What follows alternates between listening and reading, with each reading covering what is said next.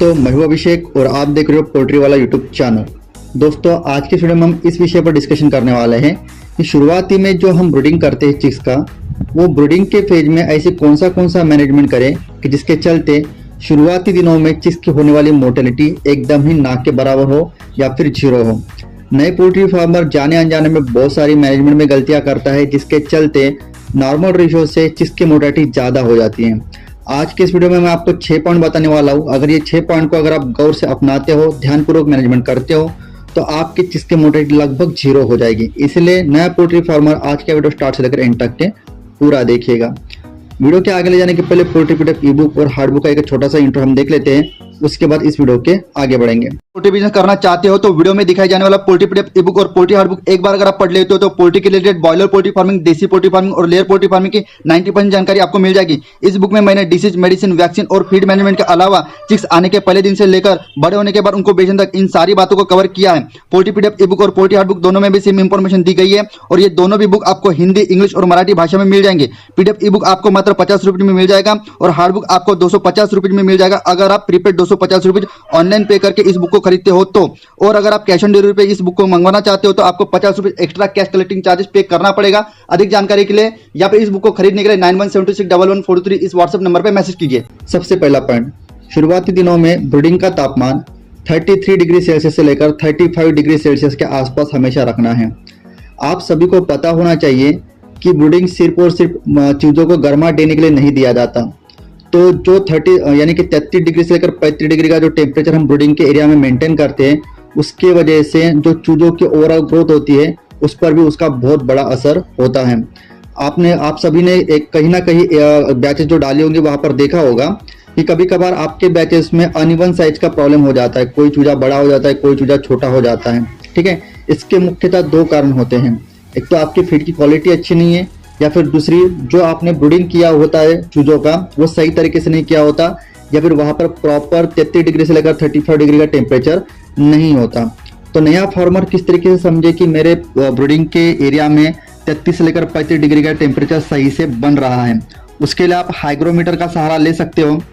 उस हाइग्रोमीटर को आप चूजों के ब्रीडिंग एरिया में अगर रख देते हो तो वहां पर का जो भी टेम्परेचर होगा वो आपको उसके डिस्प्ले पर दिखाएगा। अगर आपको वो लेना है तो उसके लिंक मैं वीडियो के डिस्क्रिप्शन में डाल दूंगा, वहां से जाकर आप अमेजॉन से उस हाइग्रोमीटर को ले सकते हो। 250 से लेकर 300 रुपए की चीजें बड़ी आसानी से आपको मिल जाएगी और बहुत ज्यादा फायदा आपको होगा। उसके बाद दूसरा नंबर पर आपको ये चीजें करना है दोस्तों कि कमजोर चूजों को अलग रखें और उन्हें मल्टीविटामिन और इम्यून बूस्टर ज्यादा दिन तक के चलाएं। या दोस्तों आप कितनी भी अच्छी बैच हैचरी से क्यों ना मंगवा लो, कुछ ना कुछ परसेंटेज में वहां पर कमजोर चूजे होते हैं। बहुत सारे नए पोल्ट्री फार्मर जाने अनजाने में उनको पता होता है कि ये वाला चूजा कमजोर है, लेकिन उसको अलग निकालकर सेपरेट नहीं रखते। सबसे पहले जब कभी भी आपकी चूजों की बैच आपके फार्म पर आती हैं, आपको कमजोर चूजे अलग अलहदा करके रख देना है। उनका प्रॉपर अलग मैनेजमेंट करना होता है।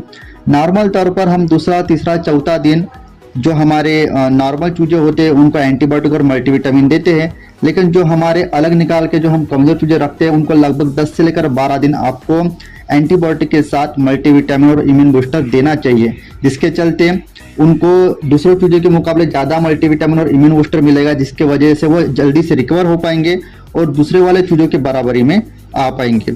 तीसरा पॉइंट, शुरुआती दिनों में अच्छे क्वालिटी का फीड जिसको खाने को दे, साथ ही साथ किसी भी प्रकार से फीड के क्वालिटी के साथ कॉम्प्रोमाइज नहीं करना है। बहुत सारे हमारे गांव देहात के छोटे फार्मर्स जिनके पास ओरिजिनल गावरान की मुर्गियां होती हैं, है ना, साथ ही साथ कोई छोटे फार्मर होते हैं जो 100-200 चूजों की बैच डालते हैं। तो ऐसे में वो क्या सोचते हैं कि कंपनी का फीड खिलाकर मुझे अपनी प्रोडक्शन कॉस्ट ज़्यादा नहीं बढ़ानी है, मुझे कम से कम खर्चे में लो कॉस्ट फीड पर ही मेरे चूजों को बड़ा करना है। लो कॉस्ट फीड खिलाकर मुर्गों की जो भी प्रोडक्शन कॉस्ट होती है उसको कम करना एक अलग चीज हो गई, लेकिन फीड के क्वालिटी के साथ कॉम्प्रोमाइज करके अपने चूजों को कमजोर करके मरने देना यह अलग चीज हो गई। इसलिए शुरुआती कम से कम जो महीने भर का जो फेज होता है, टाइम होता है, उस समय में भले ही आप अपने घर पर एक अच्छे क्वालिटी का फीड बनाइए या फिर रेडीमेड बना बनाया कंपनी का फीड लेकर आइए, लेकिन शुरुआती 1 दिनों में किसी भी प्रकार से फीड की क्वालिटी के साथ आपको कॉम्प्रोमाइज नहीं करना है। यही सबसे मुख्य वजह होती है कि फीड के साथ कॉम्प्रोमाइज किया जाता है शुरुआती दिनों में चूजों के, जिसके चलते एक अच्छे क्वालिटी वाला ज़्यादा एनर्जी वाला फीड बच्चों को नहीं मिलता, जिसकी वजह से वो कमज़ोर रहते हैं और उनकी ज़्यादा मोर्टेलिटी होती है। चौथा पॉइंट, जिसकी प्रॉपर वैक्सीनेशन कीजिए और उन पर वैक्सीन से आने वाले तनाव को मल्टीविटामिन देकर कम करें। नए पोल्ट्री फार्मर से वैक्सीनेशन करने में भूल हो जाती है। आमतौर पर जो लासोटा और गंबोरो की वैक्सीन हम करते हैं वो 2 तरीके से पोल्ट्री फार्मर करता है। एक तो ड्रिंकिंग वाटर में उसको पीने के लिए वैक्सीनेशन देता है, या फिर उसके आँख में या फिर नाक में एक एक बूंद डालकर उसकी वैक्सीनेशन करता है। आँख में या फिर नाक में जब कभी भी आप एक एक बूंद डालकर उसकी वैक्सीनेशन करते हो 100 चूजों के लिए 100 का डोज, तो वहाँ पर नॉर्मल स्ट्रेस उस बच्चों पर आता है। लेकिन जब कभी भी ड्रिंकिंग वाटर थ्रू हम चूजों की वैक्सीनेशन करते हैं तो वहाँ पर रिकमेंडेड डोज जितने भी आपके चूजे होते हैं उसका 1.5 गुना डोज वैक्सीन का इस्तेमाल करना होता है।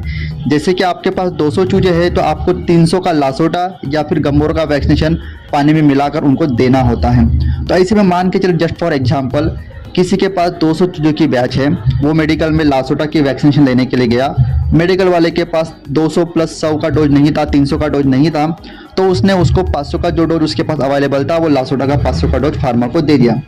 फार्मर अज्ञानवश वो 500 का डोज लेके आता है और पानी में 200 चूजों को वो 500 का डोज मिलाकर दे देता है। तो ऐसे में गारंटेड स्ट्रेस की वजह से, वैक्सीनेशन की वजह से जो स्ट्रेस चूजों पर आता है, गारंटेड मोर्टेलिटी होगी ही होगी। जहाँ दोस्तों आप सभी की कहीं ना कहीं वैक्सीनेशन होने के बाद आपने मोर्टेलिटी देखी होगी, वो वैक्सीनेशन के एक्स्ट्रा आने वाले स्ट्रेस की वजह से मोर्टेलिटी होती है। इसलिए हमेशा ध्यान में रखिएगा, जितने भी आपके चूजे हैं, अगर वाटर में आपको वैक्सीन करना है तो उसका 1.5 गुना ही डोज आपको इस्तेमाल करना है, ज़्यादा डोज इस्तेमाल नहीं करना। जस्ट फॉर एग्जांपल 200 चूजे अगर आपके पास है तो 300 का वैक्सीनेशन का डोज पानी में देना है।